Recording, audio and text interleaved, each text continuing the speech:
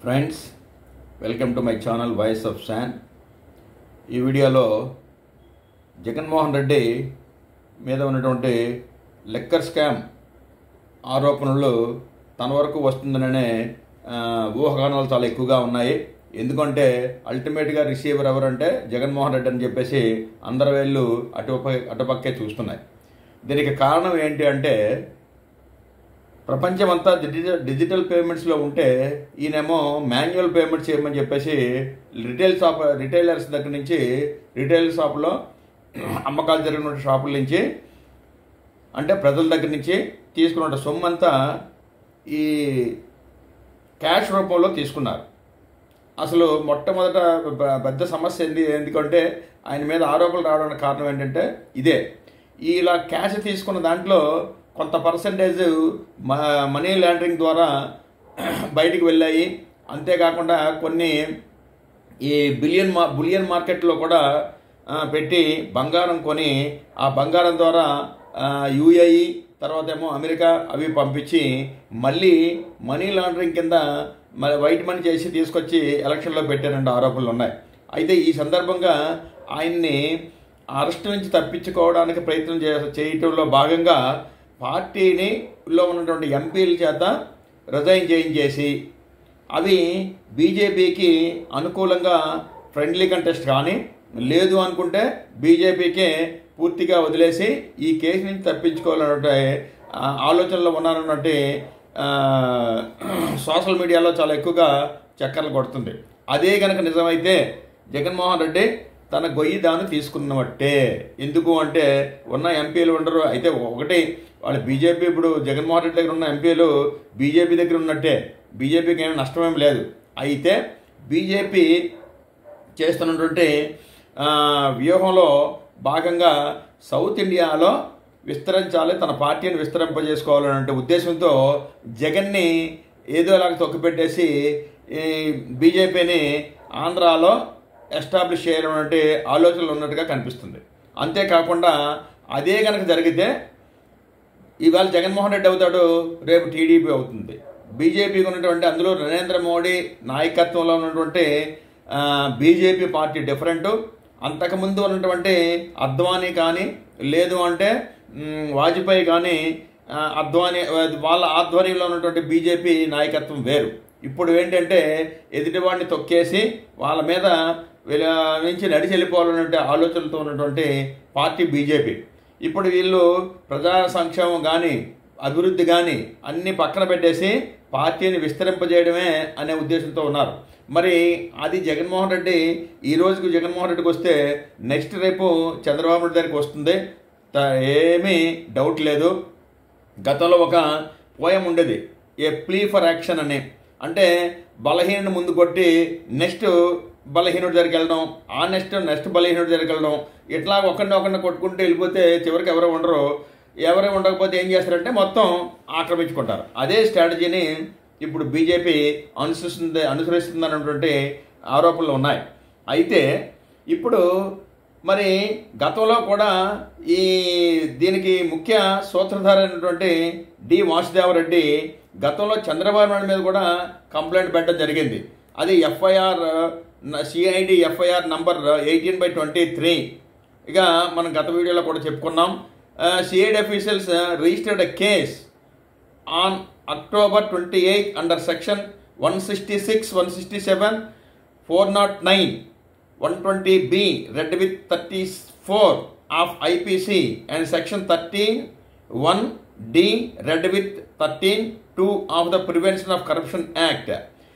After receiving a complaint from APSEB SBCL Beverage Commissioner MD D Vasudev Reddy, ఎవరైతే ఆయన అప్పుడు complaint ఇచ్చాడు చంద్రబాబు నాయుడుకి ఎగనిస్ట్ గాను, ఇప్పుడు అదే వాసుదేవరెడ్డి గారు ఇందులో ముద్దాయిగా ఉన్నాడు.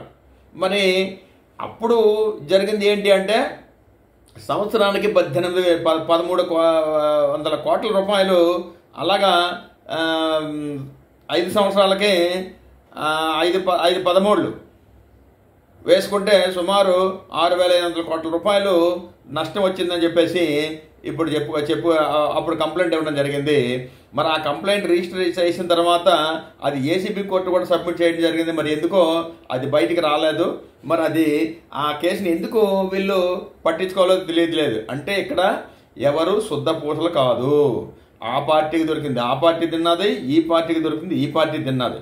సో అయితే ఇక్కడ మధ్యలో ఏంటంటే ప్రభుత్వ సొమ్ముతో ఈ వీడి మీద వాడి మీద వీడు కేసులు పెట్టుకొని మధ్యలో బీజేపీ వీళ్ళని కోతి రొట్టె కర్రలాగా ఉంది, పిల్లి తన్నుకొని కోతికి రొట్టెని అప్పగించేసినట్టు ఉన్నటువంటి పరిస్థితి ఇప్పుడు ఉంది. ఎందుకు అంటే బీజేపీ వాళ్ళు మీరు తన్నుకోండి. ఎందుకంటే బీజేపీకి టీడీపీ సపోర్ట్ చేస్తుంది, అటు వైసీపీ సపోర్ట్ చేస్తుంది. మరి ఇద్దరు సపోర్ట్ చేసి ఇద్దరు తన్నుకుంటే ఎవరికి లాభం? అల్టిమేట్గా బీజేపీకి లాభం అని అనుకుంటుంది. ఆ విధంగా లబ్ధి పొందాలని చూస్తుంది. కాబట్టి వీళ్ళిద్దరూ తన్నుకొని మొత్తం బీజేపీకి ఇస్తారేమో అని చెప్పి ఆలోచన ఉంది.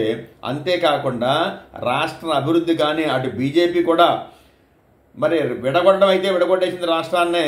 రాష్ట్రానికి రావాల్సిన ప్రయోజనాలు ఏవి కూడా ఇంతవరకు 10 సంవత్సరాలు అవుతుంది, ఇంతవరకు చేసినటువంటి దాఖలాలు ఏమి లేవు. రాజధాని లేదు.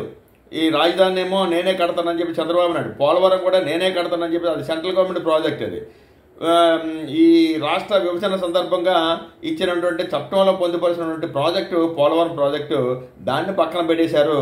మరి చంద్రబాబు నాయుడు గారు కూడా ఈ యువగలం పాదయాత్రలో లోకేష్ ఇచ్చినటువంటి హామీలు ఏంటంటే యువతకి 5 సంవత్సరాల్లో 20 లక్షల ఉద్యోగాలు ఇప్పిస్తున్నారు. అంటే యావరేజ్న 4 లక్షల ఉద్యోగాలు సంవత్సరాన్ని చేయాలి. సంవత్సరంన్నర అయిపోయింది, ఇంతవరకు ఒక ఉద్యోగం కూడా లేదు.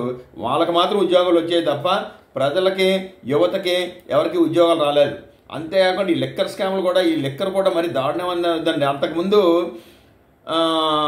ఎవరైతే ఈ వేలంపాటలో అదే లిక్కర్ షాపులు పాడుకోవాలని పెడతారో వాళ్ళకి షూరిటీ అమౌంట్గా ఏదో నామినల్గా ఉండేది, లేదంటే బ్యాంక్ షూరిటీ ప్రాపర్టీస్ ఉన్నాయని చూపించినా సరిపోయేది.